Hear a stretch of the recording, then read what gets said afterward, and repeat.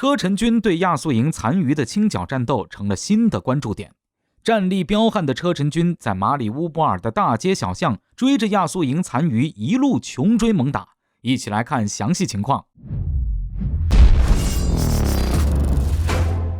各位老铁们，大家好，欢迎收看本期迷彩虎，我是虎哥。俄军对乌克兰的军事行动到现在为止已经持续了1个多月。在因为最开始的首长决心不够坚定，对敌抵抗的激烈程度和战斗意志过于轻视等问题，没能达成预期的速战速决目标，转入了长期作战之后，俄军这边也是迅速调整了作战部署，从高速穿插机动作战调整为了分割包围、逐个击破的歼灭战，将原本穿插进乌克兰纵深绕城而过的大量一线主力部队调兵回援。对那些已经被分割包围、各自为战的乌重兵集团展开第2阶段的围剿歼灭作战。在东乌地带的包围圈里接连成建制歼灭了数个乌军精锐旅之后，俄军重兵围剿攻势最猛的主要战斗方向便集中在马里乌波尔，这也是当下俄军投入兵力最多、战斗最激烈的一处局部战场。尤其是作为俄军的辅军来投入战斗的车臣军更是引人关注。马里乌波尔在经过了持续数周的激战过后，目前的状况是乌军早已丢掉了城郊所有的外围阵地，全部失守。攻入城内的俄军截至目前为止已经实际掌控了马里乌波尔主城区大约 75% 的面积。城内乌军3个旅以及亚速营的所有残余兵力全都被俄军步步为营地压缩到了这剩余 25% 的最后区域内。在前几期俄乌战争的视频里，虎哥跟大家提到过，在乌克兰战场上的俄军目前面临的最主要问题之一是兵力太少，尤其是步兵不够用。投入战场的10万左右俄军在乌克兰广袤的领土纵深面前显得像一把豆子撒进大海，都不带溅起点水花。像马里乌波尔巷战这种必须拿大量的步兵往进填的短兵相接战斗，光靠俄军自己那肯定是打得费劲。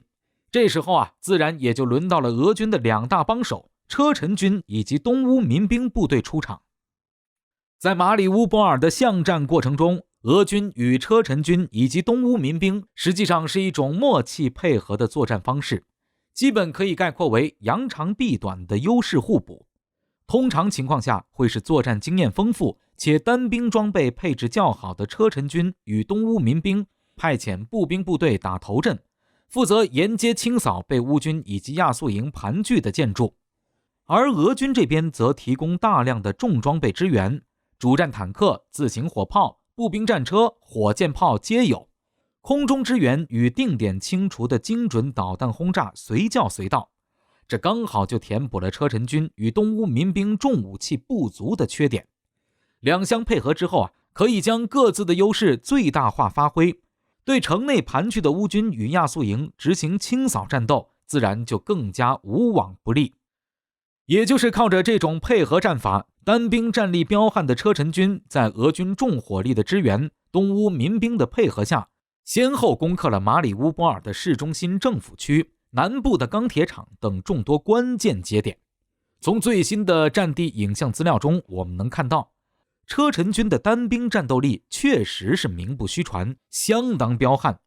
体型格外强壮彪悍的车臣猛男们将班用机枪当成冲锋枪打，好像丝毫感受不到后坐力，端着机枪一边猛烈开火压制敌人，一边向前猛打猛冲。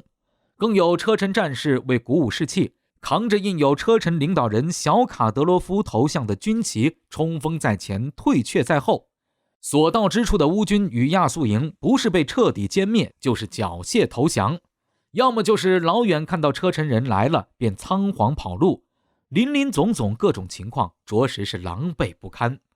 亚速营之前放出的要让车臣人吃吃苦头，全部歼灭的狠话，放现在来看，那着实是让人笑掉了大牙。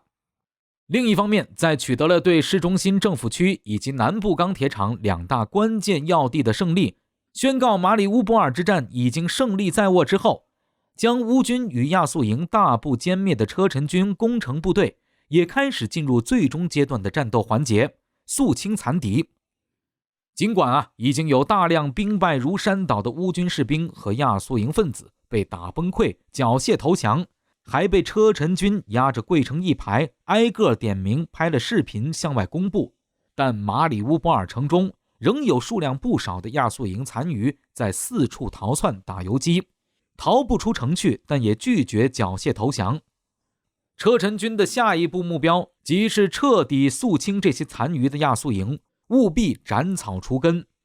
对于单兵战斗力极高且十分擅长室内特种作战的车臣军来说，亚速营这种在城中三五成群各自为战，缺乏统一协调指挥，躲着打游击的作战方式，说白了就是关公面前耍大刀的班门弄斧。车臣军最擅长的就是对付这种战斗，仅存的这些亚速营被消灭至全军覆没，也只是个时间问题而已。